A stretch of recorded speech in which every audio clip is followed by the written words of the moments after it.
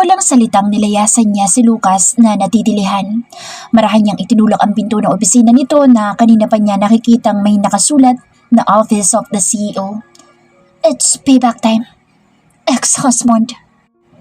Freya paused for a while and raised her chin. She doesn't feel comfortable with strangers, Mr. Fuentes. So don't assume that she's going to treat you nicely. I taught her to be wise para hindi nauuto. Anya sa makahulugang salita dito. Patama niya iyon sa isang makasariling lalaki na kahit na siya ay wala namang kasalanan, ginawang kasangkapan para makapaghiganti sa magulang niya. Enough of the past. Inakay niya ang anak nang hindi makasagot ang lalaki at titig lang ang nagawa sa kanya. Binuksan nito ang pintuan ng opisina kaya naman pumasok siya. Inilibot na muna niya ang mga mata sa kabuuan ng opisina ni Lucas. It wasn't as organized as what she was expecting for a CEO's office to be. Masyado pa rin naburara ang asawa niya hanggang ngayon. Ano kayang ginagawa ng secretary nito para pabayaan ng opisina na ganoon ang kalabasan ng loob ng opisina? Maglandi? Para itong bata na nagmamadaling nilagpasan siya mula sa likuran at inayos sa mga gamit sa ibabaw ng mesa. And to her dismay, may mga bote ng mamahaling alak sa ibabaw ng mesa nito. Ginagawa ba nitong bar ang loob ng opisina? Tumaas ang isang kilay niya. Hindi pa rin ba nagmamature ang Lucas na nakilala niya noon pa? Naalala niya nang dumating ito sa Pilipinas ay may bitbit pa ang personal alalay kahit noong pumapasok na sila sa university as college students. At kailan lang ba yun natanggal? Noong maging girlfriend na siya dahil sa bata niyang 17, turning 18 that time, ay siya ang personal na nag-aayos sa mga gamit dito hanggang sa condo. Langit ang dating noon sa kanya kahit na nagiging tagapag-alaga siya ng binata. Prinsesa siya ng angkan, pinagsisilbihan pero siya ang nagsisilbi sa boyfriend noon. Masaya siya kahit na minsan ay tawag sa kanya na ibang bully, sabi ni Celine ay Achay. Pero nasayang ang lahat ng kanyang ginawa. Sorry babe, medyo magulo. Hingi nito ng paumanhin at hindi malaman kung saan ilalagay ang mga bote ng alak. Napapakamot pa ito sa ulo at kitang-kita ang pagkakataranta sa presence nila mag-ina. Hindi nito mapigil na huwag tumingin kay Dayan. Tapos ay ngingiti na parang kinukuha ang loob ng bata. Plastic ang walang hiya. How come na umiinom ito sa loob ng office? Wala talagang pag-asa ang lalaking ito. Dayan was also watching her father. Parang ito ang mas napapagod sa nakikitang kabalisaan ng ama. Niyoko niya ang bata at inutusan na maupo na muna sa sofa na kaagad naman na sumunod sa kanya.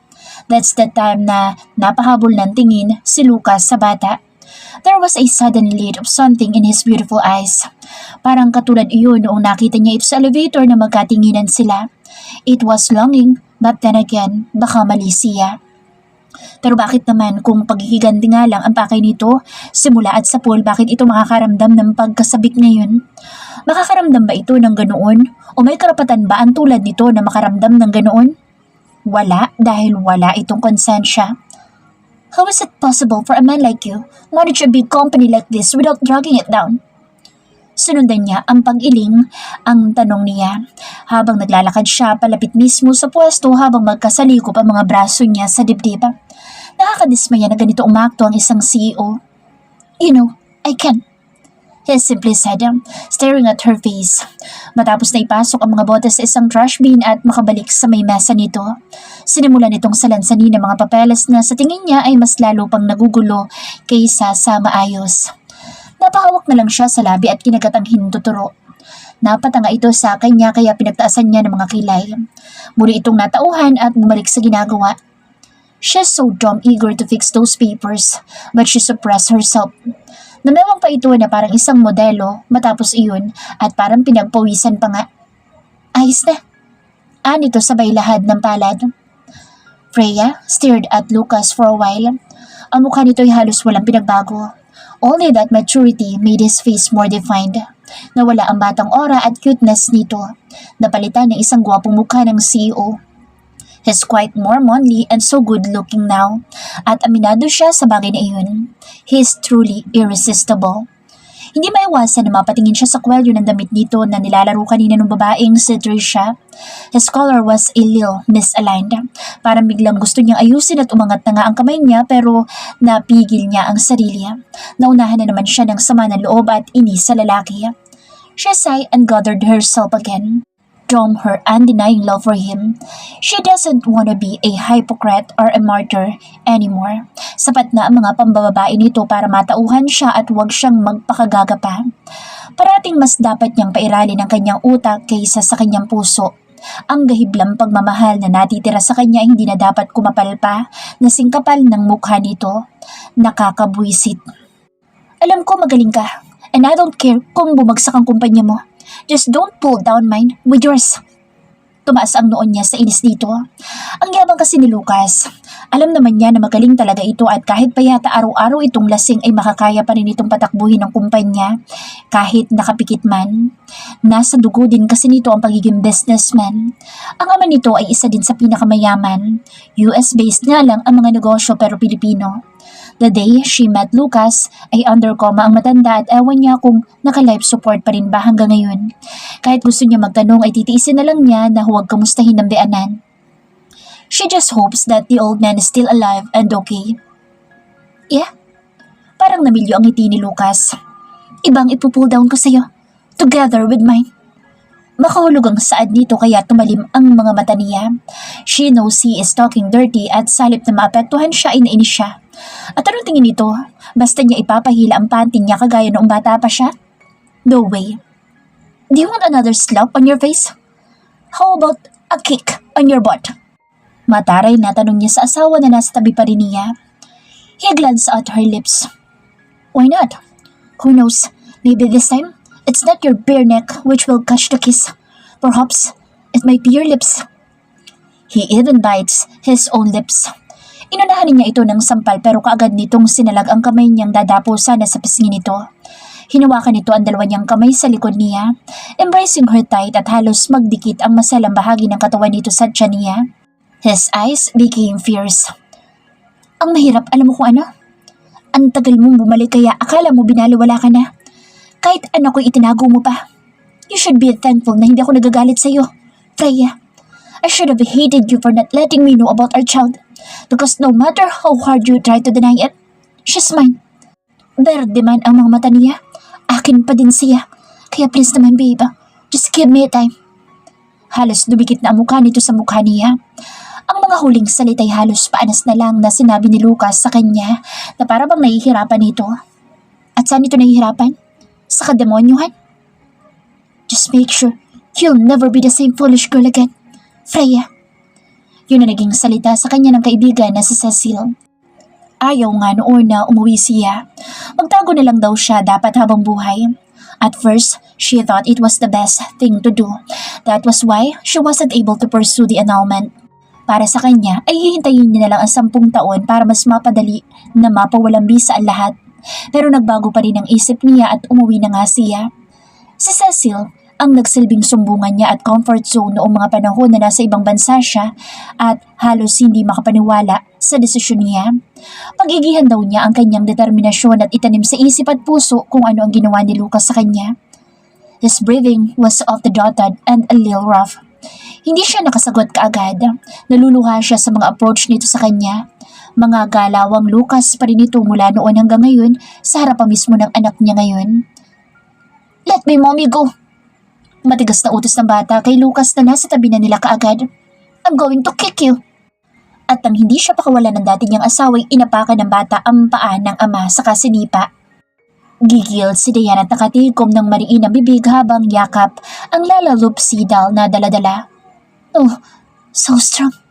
Mahinang sambit naman ni Lucas pero ewan niya kung totoo naman na nasaktan kasi parang nangingiti pa nga. Ano ba naman ang lakas ng isang 5-year-old na batang babae kumpara sa isang higante na tulad ni Lucas? Malamang umaarte lang na nasaktan para mabigyan ng satisfaction ng anak. Bumitaw ito sa kanya pero tiningnan muna ang labi niya at parang sa tansya niya ay gustong gusto na talagang manghalik ng gago. I'm sorry, little princess. Anito sa bata na irap ang nakuhang sagot. Niyakap siya ni Dayan at sinandal ang pisngi sa tiyan niya. Are you okay, Mi? Are you hurt? Malambing na tanong noon sa kanya. Nag-aalala. No, baby. Thank you. Anya't hinimas ang ulo ni Dayan. You did good protecting mommy from strangers. Kita niya ang pagkatulala ni Lucas sa kanila. She saw pain in his eyes. Kagat nito ang pang-ibabang labi habang nakatitig sa bata. Tingin niya ay gustong-gusto nitong yakapin si Dayan pero wala siyang magagawa kung walang simpatsya ang anak nila dito. Pinangaralan naman niya, kaya lang dugo at ugaling Rosales yata ang kabuuan ng anak niya na hinaluan pa ng dugo ng ama na isa ding matigas ang puso at ulo. Nakita niyang bumuga ito ng hangin at nagsalubong ang mga kilay. This is not going to be your office. You have your own. At kasama na iyo na ipatayo ko ang building na ito. You just thought you lost your place. But you don't know that you just didn't and you still have it. Even in me. Parang ang sama-sama na loob na sabi nito sa kanya at walang babalang umalis sa harap nila at naglakad papunta sa pintuan. At ano namang karapatan nitong sumama ang loob sa kanya? Ito na nga ang nanakit sa kanya, ito pa ang may ganang magtampo. At ano? Nag-uumpisa na naman itong mambilog ng ulo? Nakakahiya na siya sa ang kanya na lahat na naging asawa ay matino. Siya na babae, siya ang nagdala ng asawang gago. I hate him, Mommy. Though he looks so good, like Daddy Felix. He's hurting you? Lalong humigpit ang yakap ng anak sa kanya. Umangat ang mga kilay niya nang marinig ulit ang boses ni Lucas. I wish you could also tell her that I'm not hurting you. Instead, make her understand that I want to love you. Again. Buong-buo ang boses na sabi ni Lucas na alam niyang narinig ni Dayan. She was stiffened. What the hell did he just say? Love me? Seriously? She smirked sarcastically. But I don't want her to believe in lies. Love is being showed, not being just said. In case you don't know that. May katatagan din na sabi niya sa kabila ng tumatahip niyang dibdib habang akay na ang bata papalabas din ng kwarto. Kung sana lang totoo, kaya lang hindi siya sigurado. He wants to ruin her and once broke her heart. Uulitin pa ba nito iyon? Hindi ba ito naawa sa kanya? 24 na siya. Di pa ba tapos ang paghihiganti nito sa ama niya para pati bata ay gustong paniwalain sa kasinungalingan? Yeah, right. And I'll gain it. I'll make you see and I'll make you feel it. And anyway, madidiin na sabi nito na animoy nagbabanta sa kanya nang magkatapatan na sila sa may pintuan ng office nito. In a way of womanizing? Gusto niya sanang itanong kaya lang hindi niya magawa dahil sa bata na nakikinig sa kanila. Matalino ang anak niya at nakikinig lang ito, alam niya. Pagdating sa bahay ay kung ano-ano itatanong nito sigurado.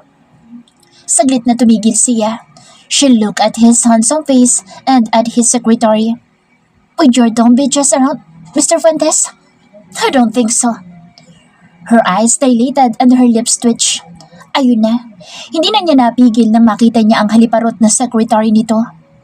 Pati nga kwelyo mong nilalaro ng babae mo, hindi mo magawang ayusin. Makakaya mo bang patunayan ang sinasabi mong pagmamahal mo sa akin? Sinadya niyang iparinig iyon sa malanding babae na alam niyang nakikiramdam at nakikinig kahit nakatutok ang mga mata sa computer. Now, put me back where I belong. Baka sakaling makapogi points ka pa. Sayang naman, gwapo ka pa rin naman kahit paano. Anya at nilagpasan na ito ng tuluyan, makalayo man lang. Biglang humagikik ang bata sa tabi niya habang takip-takip ang bibig. Natingnan niya iyon nang wala sa oras. Ano'y kinatutuwa ng anak niya at pigil na pigil ang tawa. Gumagana ang pagiging magaling na artista nito. Mana sa ama. Dayan has special offers of going Hollywood pero ayaw niya. Minsan ay dinala na iyon ni Felix sa isang audition at pumasa bilang supporting role sa remake ng pelikulang Tangled, where Dayan would play the young Rapunzel, pero hindi niya pinabalik. Kinagalitan pa niya ang kakambal niya sa kalokohan na pati anak niya bit-bit kung saan-saan habang nagtatago sila. Well, ngayon mukhang nagagamit ng anak niya ang acting skills sa ama nito na ngayon ay sumusunod sa kanila na parang madadapa na sa sobrang pagkakatitig sa kanya. Mommy, I think I'm hungry na, sabi ni Dayan sa ina nang humakbang sila. I'll go to Tita Mona and ask her to buy me some foods. We have, sweetie. Here's the key. Ask Tita Mona to go with you. Don't run. Yes, me. Kinuha nito ang susi ng kotse at saka tumingala kay Lucas. I'm warning you, mister. If you ever hurt my mommy again, I'll kick you again and stomp on your big foot. I'm so proud of you, baby. I will not hurt mommy. I swear. Nakangiti naman na sagot ng isa. You better. Mataray na sagot ni Dayan sabay tapo ng buhok sa likuran. Nilungan pa ni Lucas ang bata at parang sayang-saya sa inaakto ng anak. Well, sa nakikita ni Freya mukhang nauhumaling naman ito sa katarayan ng anak.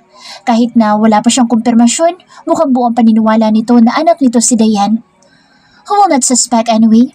Diane was a mixture of her and Lucas. Kapag tinititigan ang bata ay lumalabas ang tunay na mukha, kamukha ng ama, pero sa biglang tingin ay kamukha niya. Humakbang muli siya kaya lumikha ng tunog iyon sa marmol na sahig. Will she be okay alone? Baka kung saan siya pumunta. Diane, as an intelligent kid, matalino siya at alam niyang mapapahamak siya kapag hindi siya pumunta kay Mona. Confident na sabi niya rito. I'm just concerned. Hindi siya umimik. May tiwala siya sa anak niya dahil sa eskwela ay well-trained iyon. Naghihintay si Freya na mabuksan ni Lucas ang pinto ng sinasabi nitong opisina niya sa may bandang dulo ng kalawakan ng floor na iyon. Nakita niya sa taas ng pinto ang pangalan niya at ang posisyon niya bilang presidente ng kumpanya. She's not expecting it. Actually, pero nakaramdam siya ng katuwaan. Ina-expect ba talaga nito na darating siya at uuwi? Her eyes involuntarily glanced at him, na nakatingin din pala sa kanya pero pairap na binawi niya mga mata at saka mataray na pumasok sa loob ng bakanting office na iyon na walang ibang laman kung hindi mesa, upuan at ang isang set ng mamahaling sofa. Babe, bulong ni Lucas sa may tagiliran niya sabay hawak sa siko niya. Mabuti na lang at wala ang anak niya kung hindi aapakan na naman siguro ng bata ang paa ng ama. Malamang laking tuwa ni Lucas na nasolo siya at heto't nakahawak na kaagad sa siko niya at babe na naman daw. Pinalis ni Freya ang kamay nito at saka siya naglakad palapit sa likurang bahagi ng office. Hinawi niya ang makapal na kurtina at kita niya ang kalawakan ng Maynila mula sa kinatatayuan niya. She inhaled a deep breath at bago pa man lang iyong maibuga ay nasa likuran na niya si Lucas kaagad at hawak na siya sa bewang. Hindi siya kumibo. Ano pa ba ang gusto ng lalaking ito sa kanya? Nasagot ang katanungan niya nang halikan siya nito sa may batok matapos na ikiskis ang ilong doon. Tell me what you want, Lucas. Sex? Buong tapang niya itong hinarap at pinakatitigan sa mata. His face was a bit relaxed. Tila binabasa nito, hindi lang ang aura ng mukha niya kundi pati naalaman ng utak niya. Huwag lang sana nitong makita pati laman ng damdamin niya kundi magmumukha na naman siyang ipokrita. Di ka pa ba nagsasawa sa mga babae mo? What dares you to follow me? What do I have that they don't necessarily have? Katangahan? Kagagahan yun ba? Tanong niya dito. Hindi niya sadyang labasan ng hinanakit at pait ang boses niya pero mukhang nakikita nito ang mga iyon sa mga mata niya. Ni hindi ito sumagot. Hawak-hawak siya nito sa bewang at parang sa tansya niya ay ayaw siyang pakawalan. Our daughter, he said. You have our child. Klaro pa nito. She sarcastically smirked. Kung aaminin ko na iyo siya, will that stop you from following me, Lucas?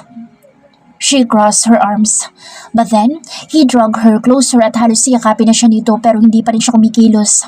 She had let him at maya-maya sasapakin na lang niya ito. No, he huskily said. I'll follow you even more. Anitong dinalaan ng sariling labi at pakiramdam niya ay nagtitimpi na ng gusto para mahalikan siya. Nakakatawa dahil noong kakakasal pa lang nila, halos hindi siya nitong makita kahit maghubad na siya sa harap nito. Tinitingnan lang siya nito at nilalayasan ng walang imik. Grabing panliliit ang naramdaman niya noong mga panahon na iyon. She felt rejected and unwanted. Walang humpay na niyang isipin kung anong nagawa niyang mali at bakit agarang nagbago ang pakikitungo nito sa kanya sa mismong reception pa lang ng kasal. Pero wala siyang maisip dahil lahat ng ginawa niya ay mahalin lang ito at magpakatanga. Tapos ngayon, kahit yata balutin niya ang sarili niya sa sako ay hahabulin siya nito. Bakit? To repeat the history again? To break her heart again? Para iparamdam sa kanya na siya ang tagapagbayad sa mga kasalanan ng isang lalaking naging mabuting ama sa kanya?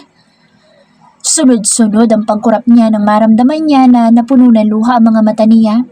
She looked at his face and met his beautiful weary eyes.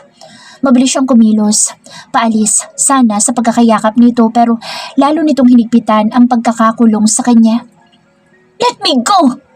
Sigaw niya sa mukha nito sabay tulak sa dibdib ni Lucas, but his inevitable strength made him immovable at all. It's too late to hide her pain. Her tears broke along with her aching heart. Shit ka! Dapat di na ako umuwi. Just lumped his chest. I still hate you after all this time. I still hate you, Lucas. I hate you. She cried as she kept on hammering him. Iyon ang galit na kailanman ay hindi siya nabigyan ng pagkakataon na mapakawalan. Wala itong galaw at sinasalo lahat ng hampas niya sa katawan nito. Bakit ito nagpapakasanto? Bakit ito hindi nagagalit? Dahil guilty ito sa ginawa nito sa kanya noon? Ano ba ang kanyang pagkakamali para parusahan siya ng langit ng ganito?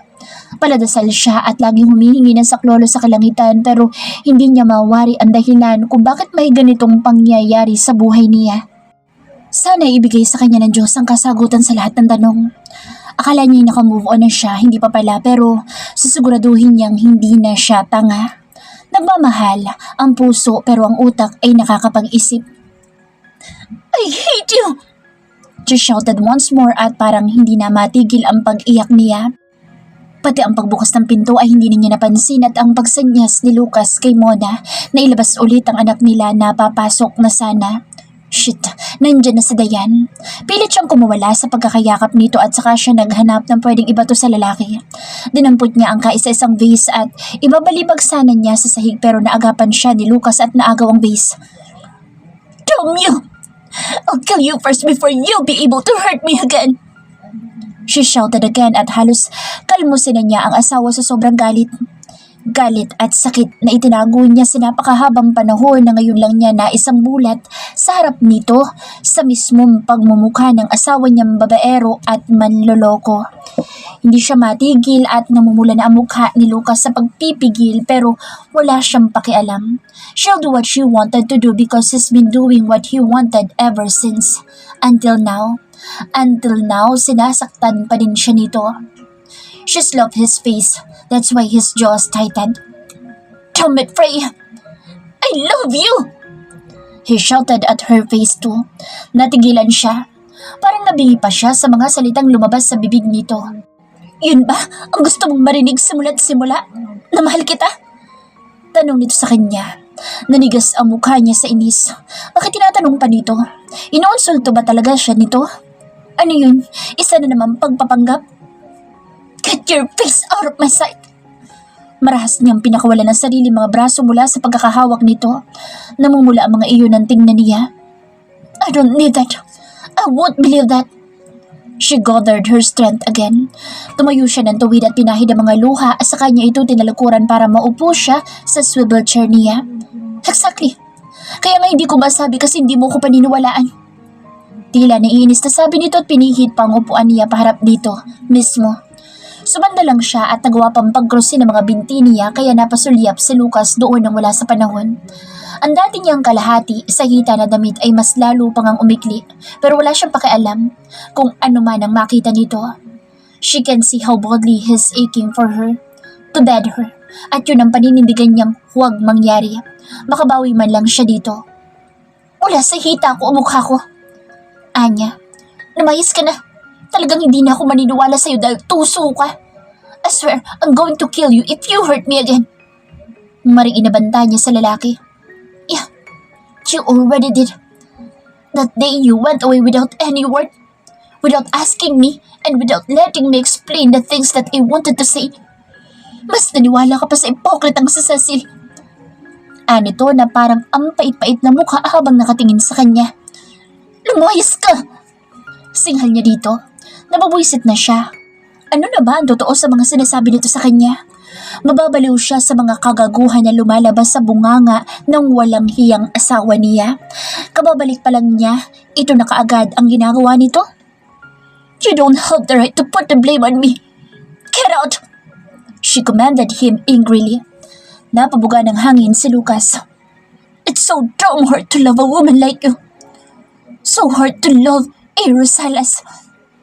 Alam mo kung paano? Para akong tumutulay hindi sa alambre, kundi sa sinulid. At least, sana man lang ay hayaan mo akong magpaliwanag. Sinundan pa iyon nito ng pag-iling ng isang buntong hininga. Nag-iwas siya ng tingin. Nobody told you to do so. Umispid pa siya. Wala nga. Ako lang. Ano magagawa ko? Mahal kita di pagtitiisan. Lumayas ito sa harap niya at inis na naglakad. Malamang ay papalapit sa pintuan. If I don't respect you, ginahasan na kita sa kinauupan mo. Ang taray-taray mo. Ang sungit mo pa. Hinanap kita.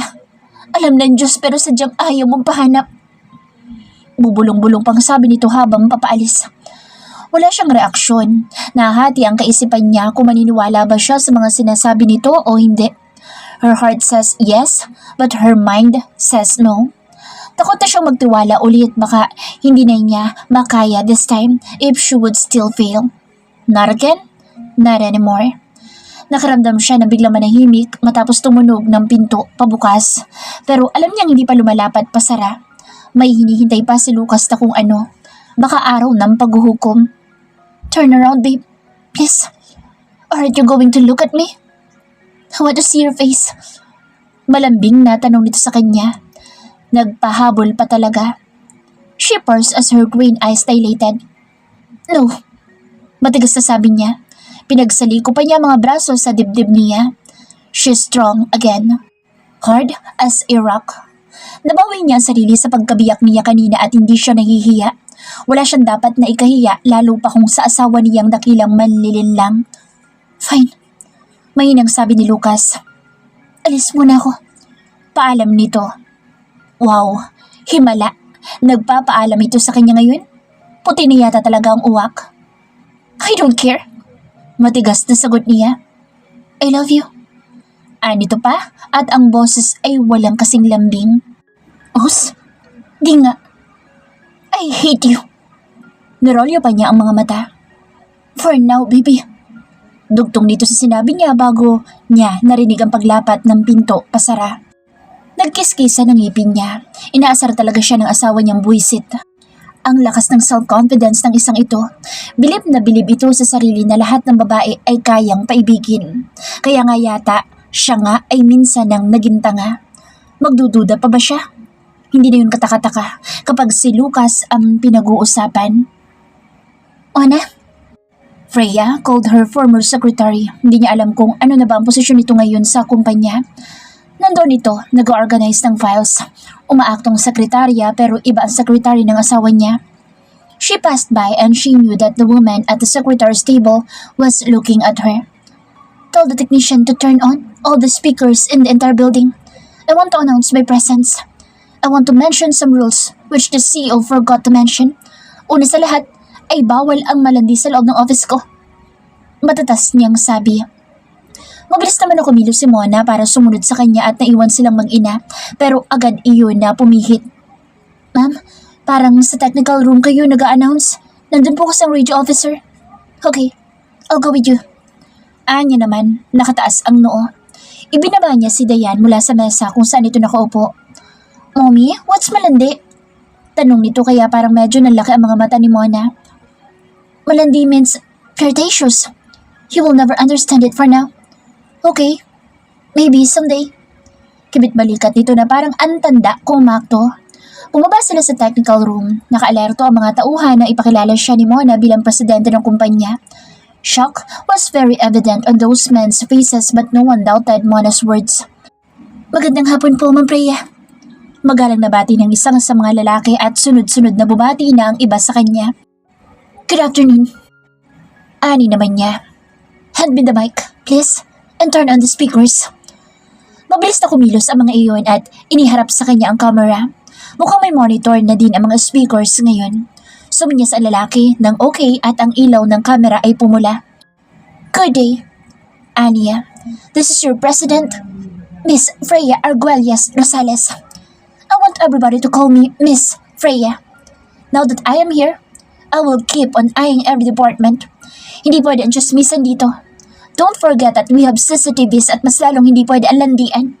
Kung maglalandi kayo, dun kayo sa hotel at hindi sa kumpanya ko.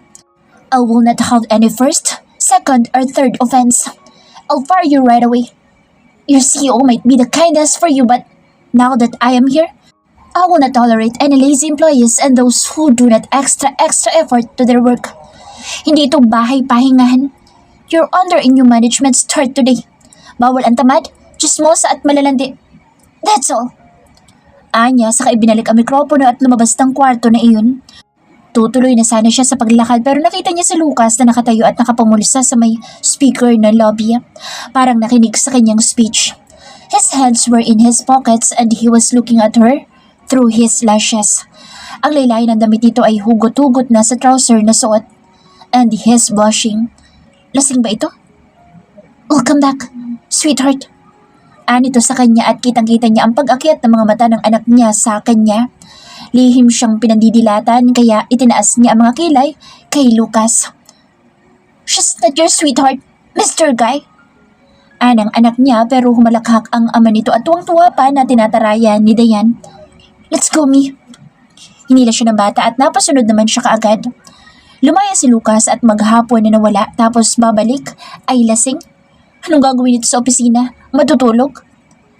How immature for a CEO to act that way. Kaya naman pala ang secretary ay malakas sa loob na lumandi dahil ang boss ay walang katinuan sa katawan. Ganda-ganda naman na mag-ina ko. Ani pa ng dati niyang mister. She failed to mention that drunken men are not allowed inside the company's perimeter. Wait anak. Anya at saka siya pumihit at nagmamadali na bumalik sa loob ng kwartong pinanggalingan. Pakiwan ng speakers. Uy! She abruptly commanded the personnel. Nang sumanyas iyon, nang ayos ay nagsalita siya matapos na iyon ang mic. Drunken men aren't allowed inside my company. Kung iinom at magpapakalasing, sa kalsada kayo matulog. Inis na sambit niya sa kanya ibinalik ang mikropono sa tauhan. Lumabas muli siya at naabutan niya na parang tanga na humahalakhak ang asawa niya. Just like the first time that we met.